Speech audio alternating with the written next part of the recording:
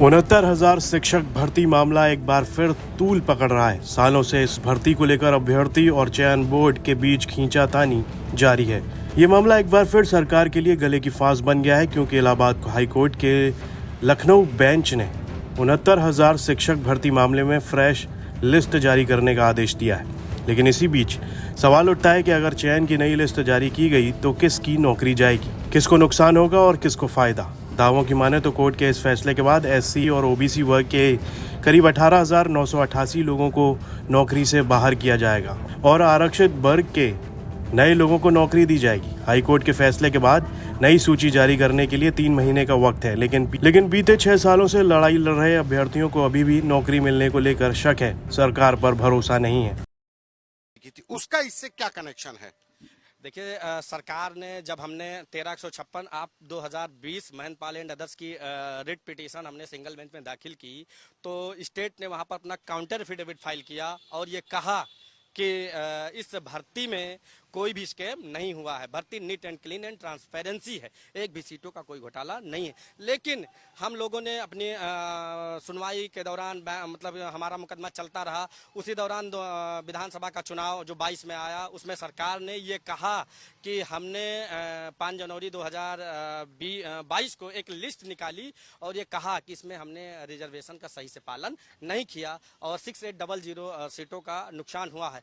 लेकिन हम लोगों ने जो हम लोगों ने जो 6800 अभ्यर्थियों की लिस्ट निकाली, हाँ 6800 अभ्यर्थियों की लिस्ट निकाली और ये कहा कि इनका नुकसान हुआ है। लेकिन नुकसान तकरीबन 18,000 अभ्यर्थियों का है, 18,000 रिजर्व कैटेगरी कैंडिडेटों का है, ना कि 6800 के अभ्यर्थियों का है। क्योंकि 13 मार्च 2023 को सिंगल बेंच ने 6800 की लिस्ट को रद्द कर दी और ये कहा कि एक नई लिस्ट प्रिपेयर करिए, जिसके तहत जो रिजर्वेशन है अपेंडिक्स 1 में जो बेसिक एजुकेशन एक्ट है उनका सबका अच्छा सा पालन करते हुए एक नई लिस्ट प्रिपेयर करिए जो ट्रांसपेरेंसी लिस्ट हो, जिसमें ओबीसी को 27%, एससी को 21%, एसटी को 2% रिजर्वेशन दीजिए और जो भी मेधावी अभ्यर्थी अनरिजर्व के इक्वल क्वालिटी पॉइंट गेन करते हैं उनकी काउंटिंग में रिजर्व न करके अनरिजर्व में की जाए। लेकिन उत्तर प्रदेश की सरकार ने उस आदेश को नहीं माना, लिहाजा हम लोगों को स्पेशल अपील दाखिल करना पड़ा, जिसमें माननीय न्यायपालिका ने हम दलित पिछड़े गरीब गुरबा के लोगों के साथ में न्याय किया और 13 अगस्त 2024 को यह आदेश पारित किया कि उत्तर प्रदेश ने जो 1/6/2020 को 67,867 की लिस्ट जारी की, उस लिस्ट को रद्द की जाए और नई एक लिस्ट बनाई जाए,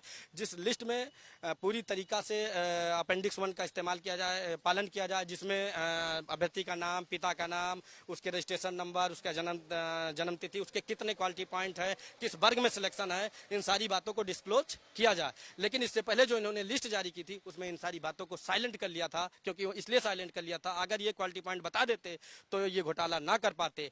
लेकिन हमको न्यायपालिका पर पूरा भरोसा था, यकीन था। बता दें कि यूपी सरकार ने दिसंबर 2018 में 69,000 सहायक शिक्षकों की भर्ती के लिए नोटिफिकेशन जारी किया था।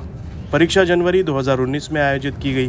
भर्ती में 4,10,000 उम्मीदवारों ने भाग लिया था। करीब 1,40,000 अभ्यर्थी परीक्षा में सफल हुए थे, जिनकी मेरिट लिस्ट जारी की गई थी। मेरिट लिस्ट आते ही विवाद सामने आ गया, क्योंकि जो अभ्यर्थी आरक्षण के कारण अपना चयन तय मान रहे थे उनका नाम लिस्ट में नहीं था। इसके बाद हजारों अभ्यर्थियों ने कोर्ट का दरवाजा खटखटाया था। लखनऊ से संतोष शर्मा की रिपोर्ट, यूपी तक।